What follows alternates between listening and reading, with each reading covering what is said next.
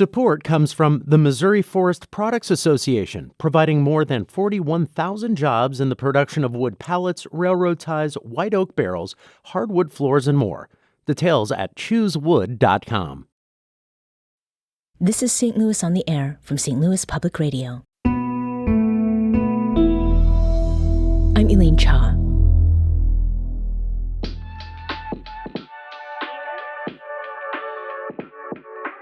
In 1998, September 15th to October 15th officially became America's dedicated month for celebrating Hispanic history and culture.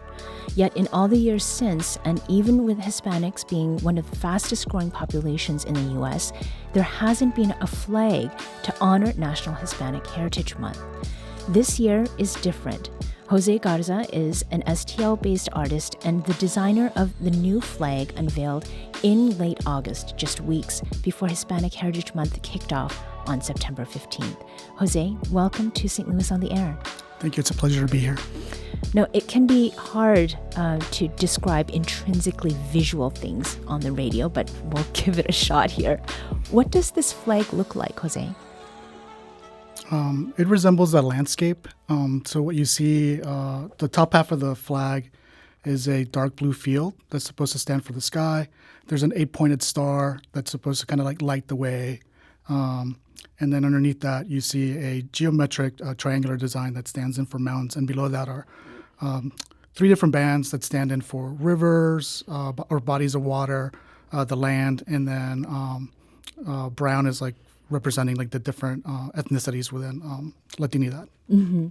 How long did it take to create this? It was a pretty quick process. We started in February and we had a final design selected, I believe, by the end of June. Okay, that is pretty quick. So what is the backstory to how you came to design the Hispanic Heritage Month flag? I was reached, Elisa Bender from Hispanic Festival Inc. and the Latinx Arts Network reached out to me. She's the one that came up with the idea to do this. I think she was inspired by Black History Month, and I think she went to a ceremony in City Hall where a flag was unveiled for the occasion. And had you thought about such a flag before you got that call? Not specifically, but I think a lot of my experiences, I reflected on a lot of my experiences growing up and even as an adult, and those translated to the flag, I believe. Yeah. What parts of that? I was born in the U.S., but I'm not a native English speaker. I spoke Spanish first, and when I started school, I didn't know what was going on, so everything was chaos. So I was just kind of like paying attention to body language and whatever nonverbal cues I could pick up on, and you start kind of noticing differences and similarities between different communities when you can't speak their language. Right. So one of the things that started to allow me to kind of integrate even before I was fluent in English was like connecting with similarities across different communities. Okay. And so this is something that is relevant to this flag because Hispanic, I mean, even as a term, like there are a number of different terms. It's not just one thing, right? Absolutely. Yeah. So we had actually talked about flag design with Ted Kay of the North American Vexillological Association, NAVA, and how Missouri and Illinois have rather unbecoming or ugly flags. How did you approach the flag's design? So Ted Kay's name is familiar to me because he put together a brochure called Good Flag, Bad Flag. Oh, right. So I use that as his 5 guiding principles. Okay. I read the brochure, and so I use that. And he has great examples of great flag design and not so great flag design. And when we were thinking about the design or what we should do, we pretty much stuck to the 5 principles. They're very sound. Okay. I think this is a great. He put together a great resource. Right. And we broke a couple of rules, but I think maybe some of those things were just meant to happen just to make something specific for a specific purpose. Yeah. So when you say we, who's the we that you are referring to? Yeah. So Elisa put together a focus group or committee of different local and actually different stakeholders across the state. I think we had a few people from Springfield and Kansas City. Okay. And we had discussions about, what color means to us, what the flag should represent. And I was a little nervous about that because in sorry, I'm calling him Ted like I know him, but It's okay. We know him here. in Ted's brochure, it mentions, that a committee should not design a flag, that an artist should be empowered to come up with a design, and then maybe a committee can select the design. That's exactly what we did. Yeah. But it made me a little nervous because, kind of collaborating with different people of different ethnic and cultural backgrounds, it can just be daunting. Yeah, yeah. And I mean, was there something though about breaking that particular rule about not designing through a committee that you personally felt was really important to this very particular flag? Oh, absolutely. So it's supposed to, like you mentioned, within, Hispanic communities, there's a lot of different affinity groups, different belief systems, languages, etc. So designing something that's supposed to represent everybody, again, that was a very daunting task, and it felt like appropriate to have different feedback from different folks, and not just have one singular maybe approach to it. Yeah. As an artist, I do work on things on my own, which I really enjoy, but also do collaborate with other artists or communities for certain projects. So that was not unfamiliar to me. Sure. But I think this, unlike any other project I worked on, this had like an extra sense of, how do I want to put it? Not urgency, but maybe importance. Yeah. Is there a Spanish word for it? If there is, it's not coming to mind right now. Okay. Sometimes I think I also did not speak English when I started school, so sometimes things come to me in Korean rather than English first. So you mentioned, it's a daunting thing to create something like a flag, which carries so much weight. How did you cope with, the looming expectations of your ancestors, and then just the sheer number of folks who have Hispanic heritage? Did you feel pressure to get it right? I did, but it was self-imposed. Once I started talking to the focus group or the other community members, without even, spelling it out, we were all on the same page. So I think we all assumed good intentions. We were approaching this from, in a very sincere way. We were open to different discourse, whether it was agreements or kind of thinking about the nuances. Mm-hmm. And I think everybody, at least to me, it felt very exciting. Yeah. It's like, and I think also, a lot of times we really focus on differences. And I think as we were speaking, we started to kind of come together and think about what we had in common as a people. Okay. And not approach this also from a nationalistic kind of angle. I think that's something that we were very intentional about because that also has certain connotations. Yeah. So among the principles that our friend Ted lays out, was there one in particular that you really gravitated toward then? Yes. I just looked at my notes. Yeah, He sure. said one of the things that I gravitated to personally was that he mentions to use meaningful symbolism. And as we met a few times as a group, and one of the things that I started to think about beyond the design was about immigration or migration.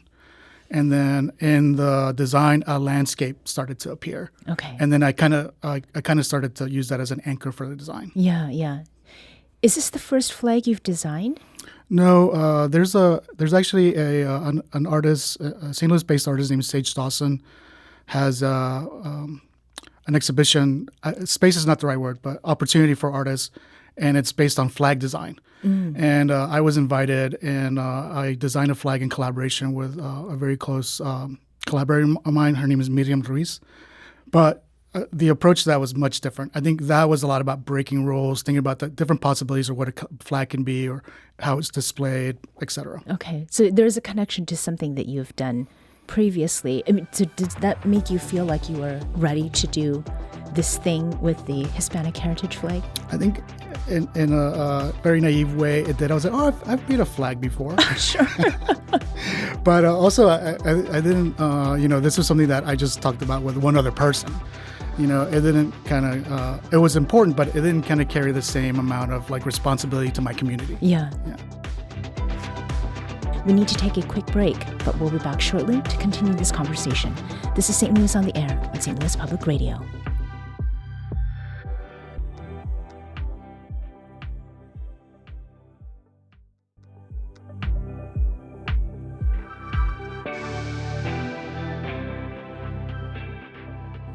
Welcome back. Let's return to our conversation with Jose Garza, the artist behind the Hispanic Heritage Month flag that was just recently created. And for those of us just joining us, Jose, can you once again remind us what the flag looks like? Yes, it looks like I would describe it as a landscape. Okay. So you can see sky, a geometric design that resembles mountains, and then different color elements that stand in for like natural features like water and the land. Mm-hmm. Now, was there any one element in this flag that generated the most conversation, or that people didn't? It took a little more work to come to agreement around? Not necessarily with this design. I think one of the things that we had, it wasn't a concern, but in Ted's kind of guide, he says to kind of keep the design of 2 or 3 basic colors. Yeah. And we have, I believe, 7. Okay. It's many more.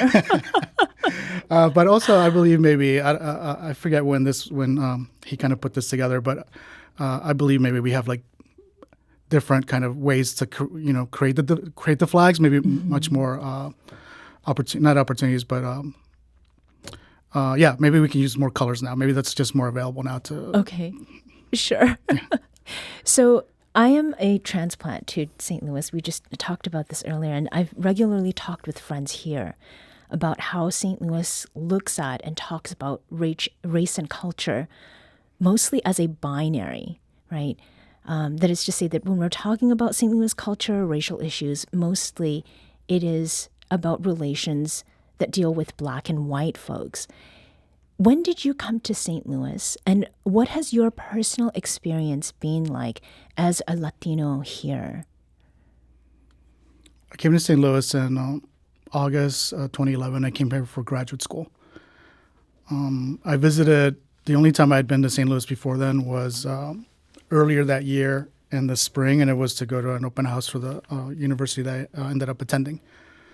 One of the first things that I was struck by St. Louis was the binary that you're speaking of, but how that extends to different parts of the city. So there's like, you can see like the economic divides, differences in architecture sometimes, or states of prosperity or ruin, sometimes from one street to the next.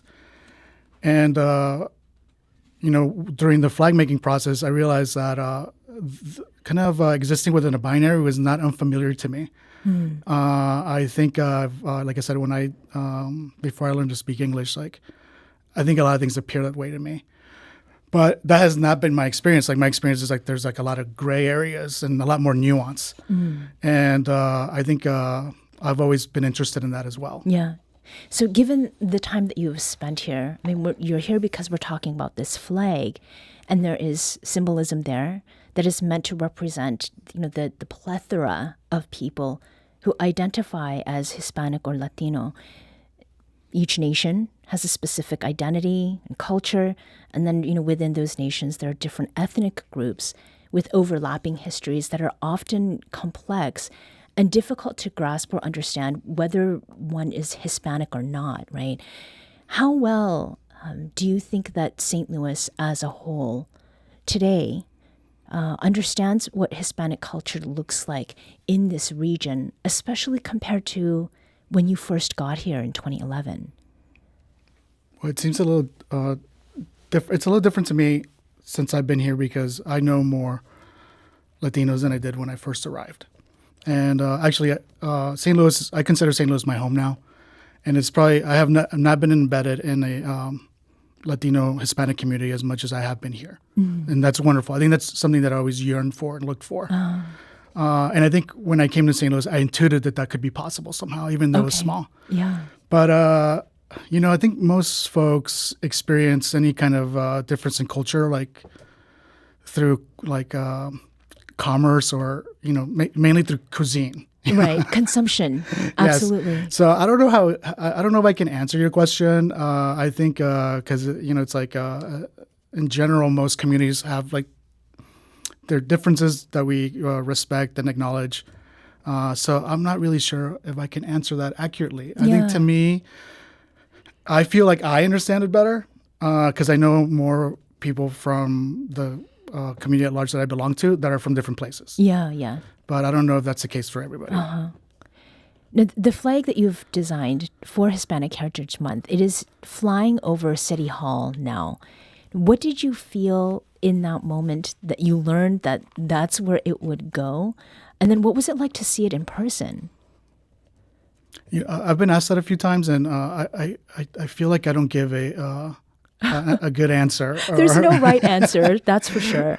Or a satisfying answer because it hasn't really hit me. And it's not because I don't understand, how important it is to others or just that it's recognized on its own. I think, once the flag was created, I felt like I had released it into the public space. Mm-hmm. And I think that was also a way for me to kind of like manage my own anxiety. Okay, sure. But I do conceptually, I understand it. I think as far as feeling it, I probably won't understand. I won't feel probably something till like next week or after Hispanic Heritage Month when I have a chance to reflect on it. I haven't really had a chance to. There's been so many things that I've been invited to, which is really wonderful. Yeah. And I think I just haven't given myself a chance to kind of think about it. Okay. Well, what are you hearing from other people? What are they saying to you? And are they seeing some of the art that the non-vexillological art that you do, sort of in what is now up in the sky? No, I think the flag doesn't really. It's not a good representation of my artistic practice necessarily. Oh, okay. I think like the ideas, yes, but not in form. But as far as folks that have kind of come up to me and told me, people have been very excited, very grateful. They appreciate the design. It's been very flattering. I did have one gentleman that asked me why they didn't have like certain elements. He's like, "You're an artist. Why doesn't it have like this like kind of like wavy designs or something a little bit more unexpected?" Which was I thought that was a great question. Okay. And I was like, "Oh, it's like, well, this has different concerns. It has to be legible." Yes. I mean, artistic, yes, it has to have meaning and some kind of ambiguity, but and then admittedly, some of my first designs were like a little more abstract. Okay. Sure. I mean, it's a process, right? Absolutely. Yeah. So something that is by legible, like people will understand what it is and what it means when they look at it, right? Yeah, it should be recognizable. Absolutely. Mm-hmm. And what is your artistic practice typically?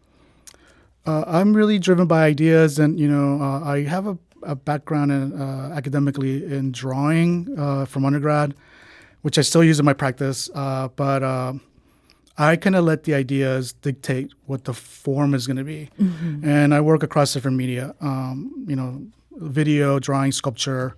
I don't paint very much because admittedly, I'm not very good at it. Okay. But I also work in kind of an area called social practice, which is like it has a social component where you work with different folks collaborating, and usually on something that you have a concern about together. Mm-hmm. So, you try to figure out a solution or a way to kind of bring those concerns to the light or make other people aware about them. Okay. Well, it sounds then that the flag was having you be part of that design process makes sense. What is another example of something that you have created through that social practice? So Miriam and I, my collaborator, really good friend Miriam Ruiz, we worked on a project together at El Chico Bakery on Cherokee Street, mm-hmm. and we started sourcing different books in Spanish, and we created a small Latinx library. Oh, and okay. it was in the bakery, and there wasn't like a checkout service. We made a shelf, and we took donations and purchased some books and just like scoured for Spanish language books everywhere, and it was just there for somebody to come across. Okay. So in an unexpected area, and sometimes I find that can be more meaningful if you come across something where you least expected. Sure. So that was kind of like the one of the projects that we worked on together. Okay. Well, snacks and books, I mean, I think they go together very well. Me too. Yeah. Yes, as one who loves both. Yes. Yeah, right. So you serve as academic programs coordinator for the Kemper Museum at Washington University. Is there anything at all, in what you've created with the flag that's being informed by your interactions with students and maybe how they approach representation of different parts of their identity? Oh, absolutely. I think most museum visitors sometimes have an expectation of what their visit's supposed to be, which is basically like that maybe they anticipate that whatever they're going to look at, they don't have access to it or a connection to it, or they can't speak about it, which is not true at all. So part of what I do is like I do outreach across campus to invite different classes to come use the museum as a parallel classroom. Okay. And we use art as a teaching tool. Yeah. And a lot of that is about empowering students to kind of look at art and relate to it through their own lived experience. And that art doesn't have one singular meaning. It's very dynamic and it can change from person to person, and that there could be different ideas that can coexist within meaning too. Okay. So do you see this flag being a tool for getting people to tell stories? I hope so. I think, initially I think my goal was to have something that could unite such a diverse group of people, to think about commonality rather than differences. Yeah. Accept the differences, respect them, acknowledge them, but also to say, oh, this is something that extends beyond, national borders. Yeah. Something that can bring us together, regardless of, from our most celebrated community members to our most marginalized. That was my goal. Yeah. As far as like what else it's supposed to do, I think, time will reveal that. Yeah. And I'm kind of open to all of that. Sure. You said that you've been more involved with Hispanic culture, Latino culture here than anywhere else. Where are the anywhere else's? Oh, so I grew up in Florida, and I came from Florida before I arrived in St. Louis. Before Florida, I lived in other places briefly. My parents, when they first came to the U.S., were migrant farm workers. So we would travel from Michigan to Florida back and forth a couple times. Okay. I was also in the U.S. Navy, so I got stationed in a couple different places. Okay. So, you're being more involved here. What does that mean, and what does that look like? Yeah, I think it's about, I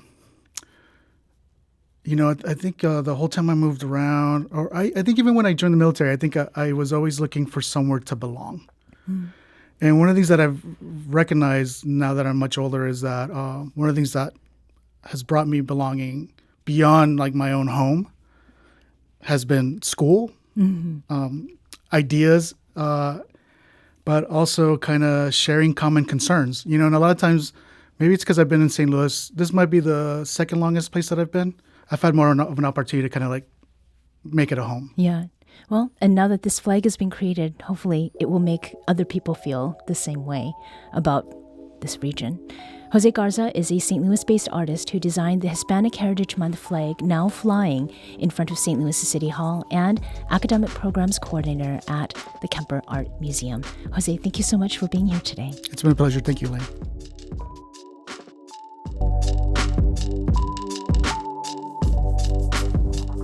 This episode was produced by Maya Norfleet. Audio engineering by our executive producer, Alex Hoyer. This podcast was mixed and edited by Aaron. St. Louis on the Air is a production of St. Louis Public Radio. Understanding starts here. St. Louis on the Air proudly supports local artists by using music from Life Creative Group. Do you find yourself regularly listening to episodes of St. Louis on the Air? Suggest us to a friend you think might enjoy our conversations, and leave us a review and rating on Apple Podcasts on the App Store. It's the simplest way to help people discover our show. Thank you. St. Louis Public Radio is a member-supported service of the University of Missouri St. Louis.